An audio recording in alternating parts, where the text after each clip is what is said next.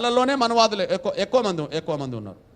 1-2% ఉంటే వాళ్ళని గౌరవించుకుంటా, వాళ్ళని అనుసరిస్తా, వాళ్ళని కలిపికెళ్ళిపోతా. సేమ్ టైం నా సామాన్య మాల ప్రజలకు ఎక్కడ అన్యాయం జరిగినా, అవమానాలు జరిగినా వాళ్ళ నా సోదరులుగా భావించుకుంటా. ఇప్పుడే కాదు, ఎప్పుడైనా వాళ్ళకి అండగా నిలబడతా. సామాన్య మాలలతో నాకు శత్రుత్వం లేదు, వాళ్ళ నా సోదరులే. కానీ ఎదిగిన వాళ్ళతోటే, ఎదిగి మనవాదాన్ని ప్రదర్శించే వాళ్ళతోటే నాకు విభేదాలు ఉంటాయి. వాళ్ళ దగ్గర మేము రాజీ పడే ప్రసక్తే లేదు, భవిష్యత్తులో కూడా కొనసాగిస్తాం. ఈ నేపథ్యం ఒక అంశంగా మీ దృష్టికి తీసుకొస్తున్నాను నేను. రెండో విషయం భారతదేశాన్ని అత్యంత ప్రభావితం చేసిన ఉద్యమాల్లో ఎంఆర్పిఎస్ ఒక తెలుగు నేలనే కాదు. ఇవాళ ఎస్సీ వర్గీకరణ అంశం ముందుకు వచ్చిన తర్వాత దేశంలో రాజకీయ పార్టీలు ఇటా అటా అనే విషయంలో తేల్చుకునే కాడ మల్లగుల్లాలు పడే కాడికి మాత్రం వచ్చేసినాయి.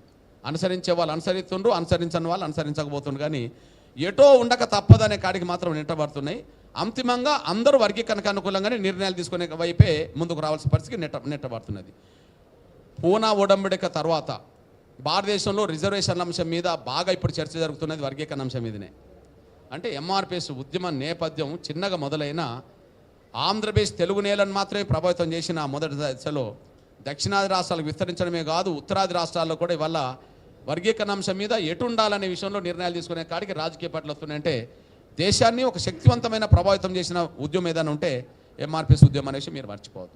చివరికి ఒక విజ్ఞప్తి చేస్తున్నా, నా సోదరులారా, ఈ దేశంలో ఒక అంశం మీద వచ్చిన ఉద్యమం ఆ అంశానికే పరిమితమైనవి.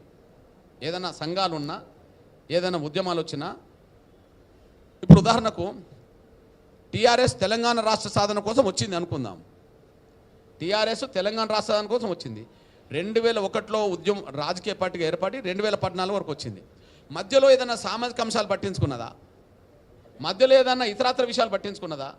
లేదు. ఒక సింగిల్ ఎజెండా మీదనే అది పనిచేసుకుంటూ వచ్చింది, ఇంకా వేరే ఎజెండా తీసుకోలే. అట్లనే భారతదేశంలో మీరు ఏ ఉద్యమాల లక్ష్యమైనా చూడండి, ఆ లక్ష్యంకు మాత్రమే పరిమితమై పనిచేసినాయి. కానీ ఎంఆర్పిఎస్ ఆ లక్ష్యం కోసం కట్టుబడి పోరాటం చేస్తూనే సమాజంలో ఉండబడే భిన్న వర్గాల సమస్యల పరిష్కారం కోసం కూడా ఎంఆర్పిఎస్ ఉద్యమం చేసింది. ఆ విధంగా కొన్ని ఉద్యమాల్లో భాగస్వామ్యం అయింది, కొన్ని ఉద్యమాలకు నాయకత్వం వహించింది. ఎగ్జాంపుల్, తెలంగాణ రాష్ట్ర సాధన ఉద్యమంలో ఎంఆర్పిఎస్ భాగస్వామ్యం అయింది. మీరు అంటున్నారు కదా, కేసీఆర్ ఆమర దీక్ష చేస్తున్నప్పుడు ఆయన కండగా నిలబడి నిమ్మరసం ఇచ్చి దీక్ష విరమించి ఉద్యమాన్ని పాత్ర పోషించిన కాడ ఎంఆర్పిఎస్ నిలబడ్డది. టీఆర్ఎస్ తర్వాత తెలంగాణ ఉద్యమంలో అతి కీలకమైన పాత్ర పోషించిన అంటే ఎంఆర్పిఎస్ అతి కీలకమైన పాత్ర పోషించింది. అప్పుడు ఈ పొలిటికల్ చేసి రాలే ఇంకా. ఓకే, సేమ్ టైం వాళ్ళు విస్మరించిన సమస్యలు ఎజెండా తీసుకున్నది. ఉదాహరణకు తెలంగాణ రాష్ట్రం ఏర్పడుతున్న కొత్తలో కాంగ్రెస్ స్టాండ్ ఏమైందంటే సోనియా గాంధీ గారు తెలంగాణ ఇచ్చిండు కాబట్టి ఆమెను దేవత అని ప్రచారం చేశారు. టీఆర్ఎస్ స్టాండ్ ఎట్లున్నదంటే ఈయన ఆమర దీక్ష చేసి ఇతరాతర ఉద్యమాలు చేసి తెలంగాణ సాధించిండు కాబట్టి ఆయన జాతిపిత అని ప్రచారం చేశారు. టీఆర్ఎస్ నేతను జాతిపిత చేశారు, సోనియా గాంధీని దేవతను చేశారు.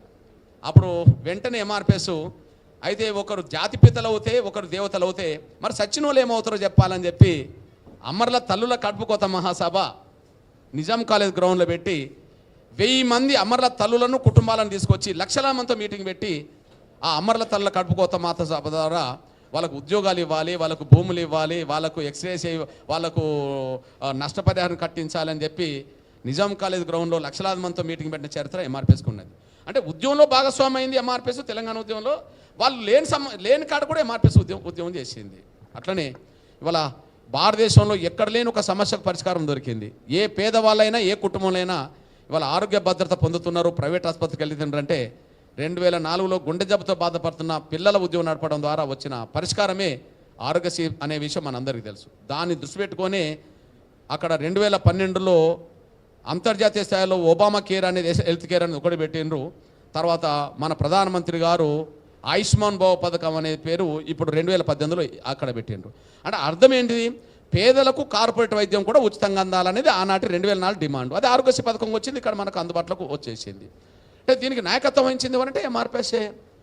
కాళ్ళు లేని చేతులు లేని కళ్ళు లేని సమస్యల పరిష్కారం కోసం వికలాంగుల కోసం ఉద్యమం చేసి భారతదేశం లెక్కలేని విధంగా పెన్షన్ ఇవాళ తెలుగు రాష్ట్రాల్లో 6000 పెన్షన్ ఉన్నది. ఎక్కడన్నా ఉండదంటే ఎక్కడ 6000 పెన్షన్ ఉండదు వాళ్ళకు. ఇతరాతర సమస్యల పరిష్కారం కూడా ఉద్యమం చేసింది. అట్లనే ఓల్డేజ్ పెన్షన్ కోసం ఉద్యమాలు చేసింది. 2004, 2014 మధ్యలో 200 పెన్షన్ ఉంటే అదనంగా ₹1 పెన్షన్ పెరగలేదు 10 ఏళ్లలో. కానీ ఇవాళ 200 పెన్షన్, ₹4,000 పెన్షన్ పెరిగిందంటే దాదాపు ఎంఆర్పీఎస్ ఉద్యమం మాత్రమే ఆ అంశాలు జోడించింది. తెల్ల రేషన్ కార్డు బియ్యం కోట పెరగడం కోసం దారితీసింది. మహిళల మీద అత్యాచారాలు జరిగినప్పుడు ఫాస్ట్ ట్రాక్ కోర్టులు సాధించింది. ప్రియాంక రెడ్డి గారిని అత్యాచారం చేసి చంపిన తర్వాత సమాజం అంతా ఆ నిందితులందరినీ చంపాలన్నప్పుడు ఎన్కౌంటర్ జరిగింది. కానీ ప్రియాంక రెడ్డి కంటే ముందు 3 గంటల ముందే మానస యాదవ్ను వరంగల్లో అత్యాచారం చేసి చంపారు. ఆమె దగ్గరికి ఎవరు వెళ్ళలేదు.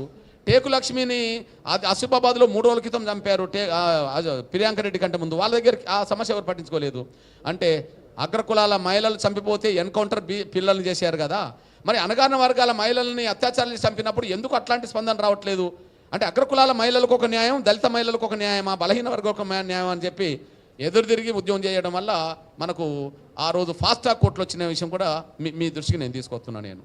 అట్లనే మీరు అందరూ చూశారు.